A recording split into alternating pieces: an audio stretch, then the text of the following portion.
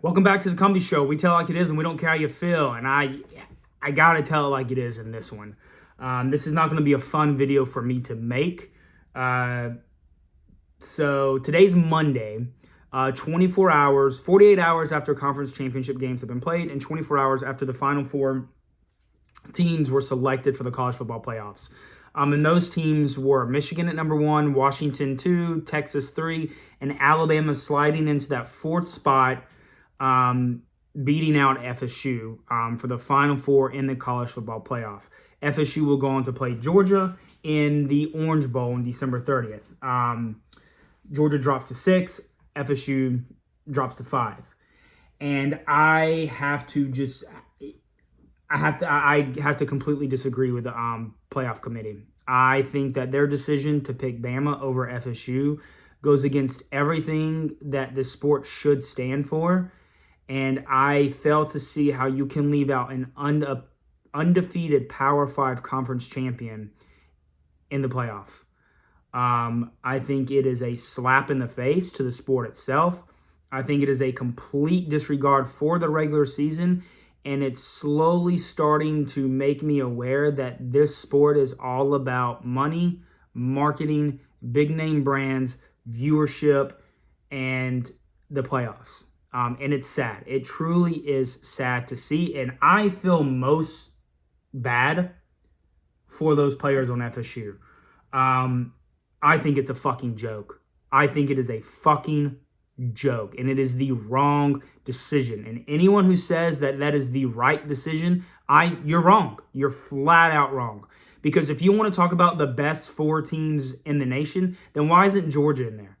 Georgia has been unanimously the number 1 team all season long. They lose 1 game on a neutral site by 3 points to probably the second best team in the country, and they drop out of the playoffs completely to number 6. So this isn't about the best 4 teams, because if it was the best 4 teams, Georgia would be in the number 4. Georgia would be in the top 4, plain and simple. End of debate. There's no question about it. So it's not about the 4 best teams. You can cut that excuse that I've been hearing. It's the best 4. It's the best 4. That's a lie. That is a lie. If you were to play again, Georgia would be favored by over every team, maybe besides Michigan, but I still think Georgia beats Michigan. But that's not the point. The point is not for Georgia. The point is for FSU. So I don't want to hear about the 4 best teams. And another reason why I can't stand when it comes to 4 best teams is because there's a lot of it is I'm hearing, well, if you put FSU in the Final Four, they're just going to get blown out by anyone they play against. Michigan would run through them. Alabama would run through them. Washington, Texas would run through them. Okay, you can think that. That's your opinion. You are allowed to think that. But here's a key word. You think that. You don't know. You think that FSU would get blown out. You think that they would get shown up in the first round by 20 points. You think that. You don't know. There's a reasons why we play the games on the field and we don't just hand out trophies at the beginning of the season. There's a reason why we play a full regular season slate of games. Because if you want to talk about someone that should win, how about ask Auburn, who should have won against that game at home against New Mexico State. Ask Auburn fans, because they should have won. We all thought that Auburn would win that game. No, they got their ass blown out at home by New Mexico State. So anytime you sit here and say, oh yeah, FSU would just get blown out. No, you think that. And you might be true, but now there's no way to know. There's no way to know. Because you cannot base a playoff by what you think will happen, by your opinion. And also this whole idea of what the best 4 teams are, that is a biased opinion. That is your opinion. Your best 4 may be different than my best 4. My best 4 may be different than my neighbor's best 4. My neighbor's best 4 is different than Joe Schmo that lives 3 counties over. Best 4 teams is not, it's your opinion. It's subjective. It's not objective. So this whole idea of the 4 best teams should get in within itself is a fail. It's a flaw. And one thing that I don't understand is that if it is the 4 best teams, how is Georgia not in there? How is Georgia not in the playoffs? And you mean to tell me that Alabama can go up against Auburn in the rivalry game, need a Hail Mary, last-minute Hail Mary to win the game, but then Georgia loses by 3 and they completely drop it? It doesn't make sense. The bias of it doesn't make any sense. Alabama barely beats an Auburn team on a last-minute Hail Mary play. The same Auburn team who a week prior got boat raced by New Mexico State, a team that shouldn't even be on the same field as Auburn. But guess what, guys? That's why we played the games. And another reason that I'm seeing as to why FSU should not be in the playoffs is because a lot of people are saying that their quarterback, with Jordan Travis going down, they are significantly a less team than what they would be if Jordan Travis is in. Again, that's what you think. It is not up to you to decide what value a single person has to a team. And you cannot predict how great a player will be. You can think that they're going to be great. We've seen a bunch of 5-stars crash and burn. We've seen a bunch of first-round picks bust in the NFL. It happens all the time. So I think people are kind of also forgetting that if you go back, let's see, not too long ago, 2021, 2 years ago, in the team that my Georgia Bulldogs won the national championship. They won the national championship with Stetson Bennett as their quarterback. Stetson Bennett going into that year was not the starter. He was the backup. JT Daniels was the starter for Georgia. JT Daniels got injured. Stetson Bennett came in, and Stetson Bennett played really well. And at that point, Stetson Bennett was playing so well that Kirby Smart didn't want to take him out of the game because of how well he was playing and the momentum that the Georgia team had. They went on to win the national championship with a backup quarterback. Now, if you were to tell me before that season that you had to win with Stetson Bennett, I would have told you we are not winning it.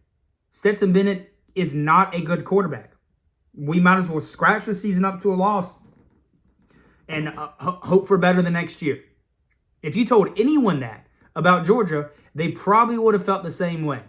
So how can you accurately sit here and say, just because they have to play their backup quarterback means they are going to fail miserably? Well, they played their backup quarterback 2 games in a row, and they've still found a way to win. They beat their rival in Florida by 2 scores, and they won their conference championship against Louisville.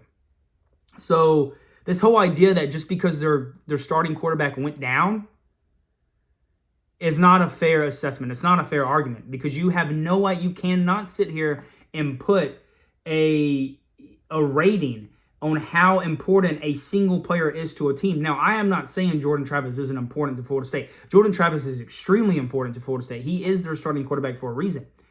But does that mean just because a really good person gets injured, you just might as well not play? Georgia lost their best player in Brock Bowers for 3 games. What did Georgia do? They still wiped the floor of the competition. Plain and simple. Everyone said that once Brock Bowers got injured, Georgia's not winning another game. They don't have the best player in the country. They're out. What did they do? They still won. They didn't skip a beat. And it actually proves that Florida State, by them winning without Jordan Travis, it shows to me the resiliency of that team and how good that team actually is because they still found a way to win without their leader, without their quarterback, without the guy at the helm that they've had their back for all season long. Went down with a horrible injury, and that team still came together and found a way to win. I don't know what more you want, they need to do. And here's another thing that infuriates me. If you flip FSU and Clemson's record, Clemson is sitting where FSU is, and FSU is sitting where Clemson is. Clemson is in the playoffs, no questions asked. No questions asked. If Clemson is undefeated ACC champions, they are in the playoff. You want to know how I know that's a fact? Because if you go back, just a few years ago, 2018, Clemson did the same exact thing that FSU did this year, and they were in the playoffs, and guess what? They won the national championship. Now, I understand that's a different team than what Florida State is, but you can't sit here and tell me that one team can go undefeated in a division and make the playoffs while this other team goes undefeated in the same division and wins their conference championship and doesn't get in the playoffs. Let me pull up a little bit of numbers, because I actually, this is why I waited a little bit. In 2018, we know Clemson won the national championship. They went undefeated in ACC play. The two other best teams in ACC was a 10-3 Syracuse and a 7-7 Pittsburgh. That's the 2018 season. This year, 2023, FSU went undefeated in the same conference.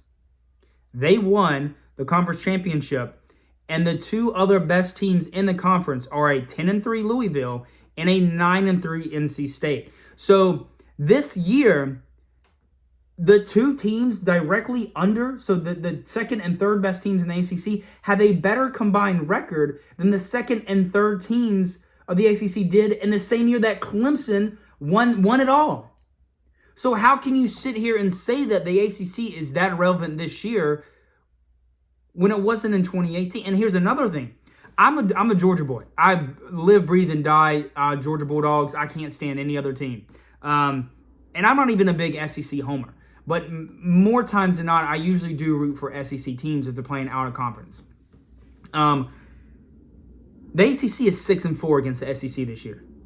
Plain and simple. Now, I'm not saying that the ACC is a better conference all around, because I think middle of the pack, you'd probably see a lot more SEC teams win. But that's what I think. I think that, and guess what? The numbers don't lie.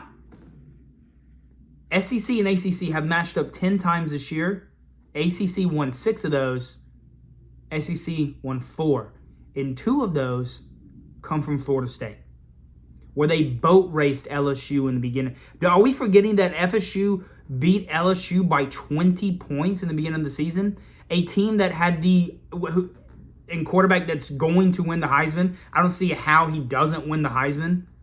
I mean, Jaden Daniels over at LSU, there's no way he doesn't win the Heisman. They shut that offense down. I think this is a scary precedence. Now, I understand we're going to 12-team playoff next year, so this probably will all be worked out next year, and we probably won't have this issue. You'll get a bunch of teams that are stuck around 12, 13, 14, and, they're arguing who should get in. But at least in that situation, I can justify that, because I can take the 14th rated team and point out reasons why they failed. Okay, well, you lost here. You lost there. You didn't win this game. You can't do that with FSU's schedule. You want to know why? Because they went undefeated. They beat everyone in front of them. Everyone that they faced up against, no matter what was going on their team, they beat them. You know what Alabama did it? They didn't go undefeated. They lost to Texas at home by 2 scores. At home, they lost. They didn't go on the road. They didn't go to a neutral site field. They were at home in Tuscaloosa, and they lost by Texas. They didn't lose by a last-second Hail Mary. They didn't lose by a field goal. They didn't lose by 1 point. They lost by multiple scores. And another thing that frustrates me is that I also said, FSU's strength of schedule is garbage. That's the reason. ACC sucks. That's the reason why they didn't get in. Okay, what about Michigan? What about Michigan? Now, I'm not saying Michigan doesn't deserve to be in the playoffs. I think they do. But all season long, Michigan has been riddled with controversy. Did we just forget that? Their coach has been suspended more times, and the same amount of times than they've actually been on the field, than he's been on the field coaching. You look at strength of schedule, and depending on where you look, this is another thing that frustrates me, is that all these different websites can't even get their statistics down the same. But depending on where you look, Michigan's strength of schedule is right around 50, 51, right around there. FSU's strength of schedule, but we'll get to FSU. UGA's strength of schedule, depending on where you look, is around 45. So not much tougher than Michigan based off these standards. And Georgia was unanimous number 1 all season long until they lost to Alabama by 3 points. Okay. FSU's strength of schedule, guess what? Is right around 50-55. Right there with Michigan, right there with Georgia. So how can one team in Georgia be rated number one all year long with around roughly the same average strength of schedule that FSU does, but FSU gets punished for it while Michigan and Georgia don't? Now, I know Georgia's left out, but they're left out because they lost to Alabama. Michigan hasn't looked good all season long. They haven't. Now, they found ways to win, but they haven't looked good. What's the best win on Michigan's schedule? Please tell me. Ohio State? Okay, good. Well, guess what? FSU's best win on their schedule is against LSU when they boat raced LSU. I think LSU would beat Ohio State. See how that works? I think. Can't prove it, but I think. Every way you look at this, every argument that you come up with, it's flawed. You don't have the four best teams in the playoff. You don't. Because if you had the four best teams in the playoff, Georgia would be there. Plain and simple. You can't sit here and say it's because of an injury to their quarterback. Because multiple teams have won with a backup quarterback. Georgia, 2021. Ohio State. It happens. It happens. All the time. Players get hurt left and right for no reason. Not for no reason, but they get hurt at any time. Teams still win. You can't sit here and say it's because of the strength of schedule. Because if it was the strength of schedule, why is Michigan number one? And why have they not been questioned in any way? Why is Washington not number one? And Michigan is. Washington has a tougher strength of schedule than Michigan does. So what is the reason? Money? Greed? Viewerships? That's what it is. That's what this boils down to. It boils down to that the selection committee made a choice not based off what these kids did. These grown men, not kids, these grown men did on the field. And it comes down to what they think would bring them the most money for the sport. That it is what it is. And it's a sad day for college football, and I hate it. I can't stand it. I cannot stand it. I feel so bad for the fans of FSU, for the players, for the coaches, for the program. I mean, if this happened to Georgia, I'd be furious. I hate it. And if you're a fan of this sport, if you're a fan of college football, you've got to understand how bad this is. Because it proves to us that they don't care. They don't. But I guess it is what it is. At least this is the last year that we have the 4-team playoff. And the sad thing is it shouldn't be. It shouldn't just be it is what it is. It shouldn't. I don't know what FSU can do. I don't think they can really do anything to move forward. And just hope for a good year next year. But it's a shame. It's a shame. And anyone saying that they made the right decision, you're wrong. You're flat out wrong. But, oh well. Over and out, I guess.